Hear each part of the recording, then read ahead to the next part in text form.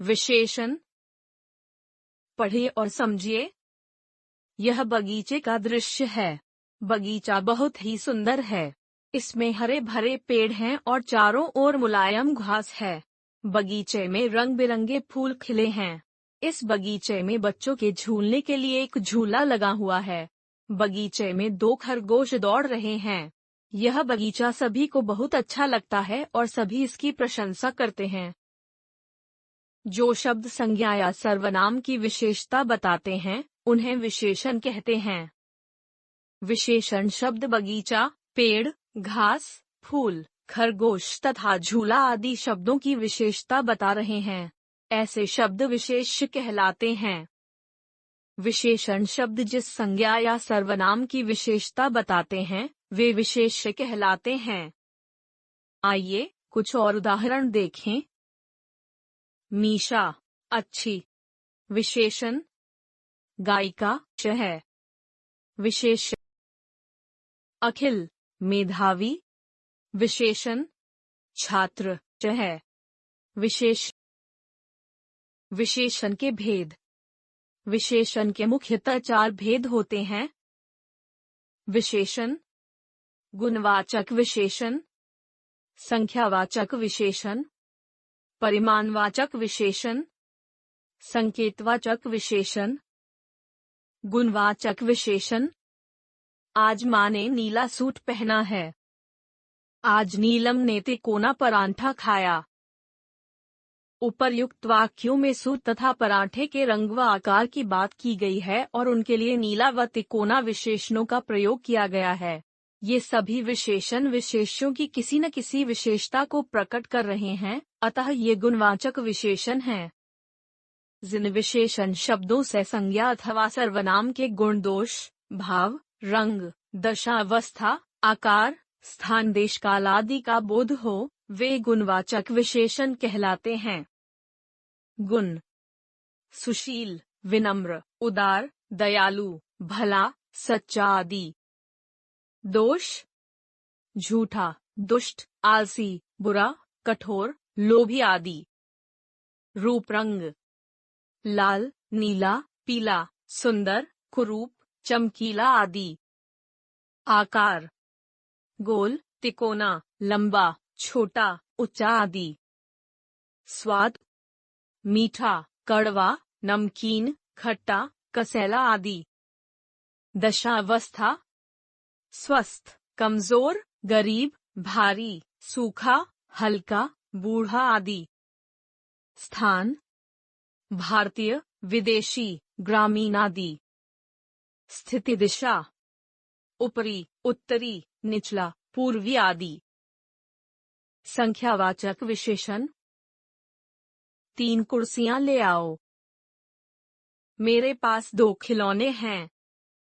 उपर्युक्त वाक्यों में 3 और 2 विशेषण शब्द क्रमशः कुर्सियों तथा खिलौनों की संख्या संबंधी विशेषता बता रहे हैं, अतः ये संख्यावाची विशेषण हैं। जिन विशेषण शब्दों से संज्ञा या सर्वनाम की संख्या का बोध हो, उन्हें संख्यावाचक विशेषण कहते हैं। संख्यावाचक विशेषण के 2 भेद होते हैं। संख्यावाचक विशेषण। निश्चित संख्यावाचक विशेषण। अनिश्चित संख्यावाचक विशेषण। निश्चित संख्यावाचक विशेषण। मेरे पास 2 घड़ियां हैं। मेज पर 3 केले रखे हुए हैं। इन वाक्यों में 2 तथा 3 शब्द घड़ियों तथा केलों की निश्चित संख्या का बोध करा रहे हैं, अतः ये निश्चित संख्यावाचक विशेषण हैं। जिन विशेषण शब्दों से संज्ञा या सर्वनाम की निश्चित संख्या का बोध हो, उन्हें निश्चित संख्यावाचक विशेषण कहते हैं। अनिश्चित संख्यावाचक विशेषण। कक्षा में बहुत कम बच्चे उपस्थित थे। टोकरी में कुछ फल रखे हुए हैं। उपर्युक्त वाक्यों में कम तथा कुछ शब्द छात्रों तथा फलों की निश्चित संख्या का बोध नहीं करा रहे हैं, अतः ये अनिश्चित संख्यावाचक विशेषण हैं। जिन विशेषण शब्दों से संज्ञा या सर्वनाम की निश्चित संख्या का बोध न हो, उन्हें अनिश्चित संख्यावाचक विशेषण कहते हैं। परिमाणवाचक विशेषण। मुझे 4 मीटर कपड़ा दो। मुझे 1 लीटर दूध दे दो। उपर्युक्त वाक्यों में 4 मीटर और 1 लीटर शब्दों से माप तौल की जानकारी मिल रही है, अतः यह परिमाणवाचक विशेषण है। परिमाण का अर्थ है माप तौल। जो विशेषण शब्द किसी संज्ञा या सर्वनाम के माप तौल तथा परिमाण का बोध कराते हैं, उन्हें परिमाणवाचक विशेषण कहते हैं। परिमाणवाचक विशेषण के 2 भेद होते हैं। परिमाणवाचक विशेषण, निश्चित परिमाणवाचक विशेषण, अनिश्चित परिमाणवाचक विशेषण। निश्चित परिमाणवाचक विशेषण। 1 किलो गाजर का भाव क्या है? बोतल में 1 लीटर पानी है।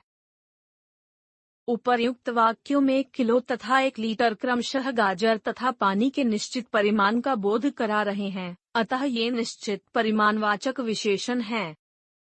जो विशेषण शब्द संज्ञा या सर्वनाम की निश्चित मात्रा का बोध कराते हैं, उन्हें निश्चित परिमाणवाचक विशेषण कहते हैं। अनिश्चित परिमाणवाचक विशेषण।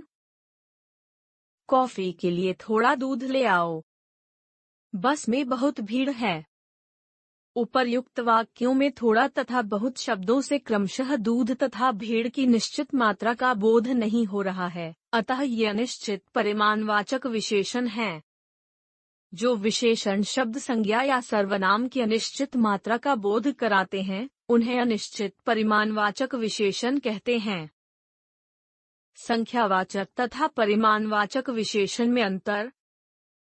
कुछ वस्तुओं अथवा व्यक्तियों के साथ जब संख्यावाची शब्दों का प्रयोग होता है, तब वे संख्यावाचक विशेषण कहलाते हैं। जैसे बच्चे, गाड़ी, मोबाइल, खिलौने आदि गिनने योग्य हैं। कुछ ऐसी वस्तुएं, जिन्हें गिना नहीं जा सकता, केवल मापा या तौला जा सकता है, उनके लिए प्रयुक्त होने वाले शब्द परिमाणवाचक विशेषण के अंतर्गत आते हैं। जैसे कपड़ा, तेल, घी, पेट्रोल आदि मापे या तौले जाते हैं, इन्हें गिना नहीं जा सकता। परिमाणवाचक विशेषण, संख्यावाचक विशेषण। परिमाणवाचक विशेषण किसी वस्तु की माप तौल के बारे में बताते हैं। संख्यावाचक विशेषण व्यक्तियों या वस्तुओं की संख्या बताते हैं। मुझे 2 लीटर दूध चाहिए। मेरे पास 2 घर हैं। 5 किलो सेब लाओ। मुझे 5 सेब दो। इस तरह मात्रा और संख्या के माप तौल और गिनती से दोनों का अंतर स्पष्ट होता है।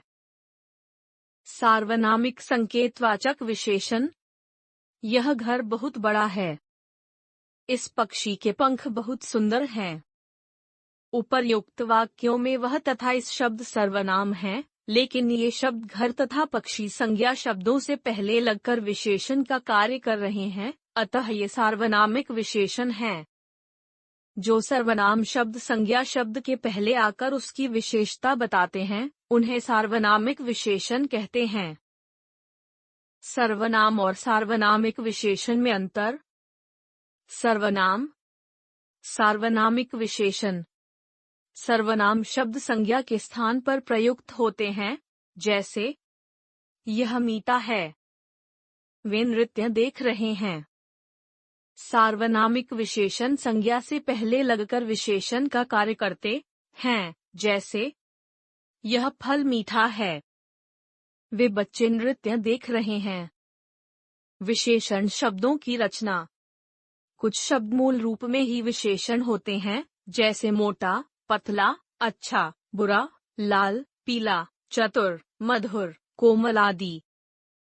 अधिकांश विशेषण शब्दों की रचना संज्ञा, सर्वनाम, क्रिया तथा व्यय शब्दों में प्रत्यय या उपसर्ग लगाकर ही विशेषण शब्दों की रचना की जाती है। संज्ञा शब्दों से विशेषण की रचना। संज्ञा, विशेषण। पर्वत, पर्वतीय। पुष्प, पुष्पित। मास, मासिक। रोग, रोगी। सुख, सुखी। धर्म, धार्मिक। अपमान, अपमानित। दिन, दैनिक। रूप, रूपवानवती। परिवार, पारिवारिक। राष्ट्र, राष्ट्रीय। वर्ष, वार्षिक। रंग, रंगीन रंगीला, देश देशी, विकास विकसित, अंश आंशिक, अंक अंकित, चमक चमकीला, सोना सुनहरारी, प्रांत प्रांतीय, कुसुम कुसुमित, समाज सामाजिक, ज्ञान ज्ञानी, दया दयालु, पक्ष पाक्षिक, दान दानवीर, आदर आदरणीय, परिश्रम परिश्रम। सर्वनाम शब्दों से विशेषणों की रचना।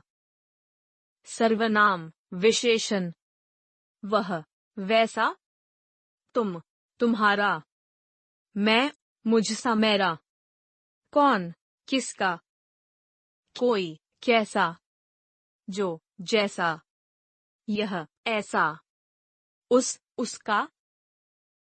क्रिया शब्दों से विशेषणों की रचना। क्रिया विशेषण, लड़ना लड़ाकू, अड़ना अड़ियल, तैरना तैराक, भागना भगोड़ा, पढ़ना पढ़ाकू, घूमना घुमक्कड़, देखना दिखावटी, बेचना बिकाऊ। अव्यय शब्दों से विशेषणों की रचना। अव्यय विशेषण, बाहर बाहरी, भीतर भीतरी, ऊपर ऊपरी, नीचे निचला, पीछे पिछला, आगे अगला, अंदर अंदरूनी, सतह सतही। प्रविशेषण, आसमान में गहरे काले बादल छा गए। अजय सबसे ताकतवर पहलवान है। उपर्युक्त वाक्यों में गहरे तथा सबसे शब्द काले तथा ताकतवर विशेषणों की विशेषता बता रहे हैं, अतः ये प्रविशेषण हैं। विशेषण शब्दों की विशेषता बताने वाले शब्द प्रविशेषण कहलाते हैं। ध्यान देने योग्य, प्रविशेषण अर्थात विशेषण से पहले लगने वाले विशेषण शब्द। विशेषण की तुलनात्मक अवस्थाएं। तुलनात्मक अवस्था से आशय है दो या दो से अधिक वस्तुओं या पदार्थों की तुलना करना।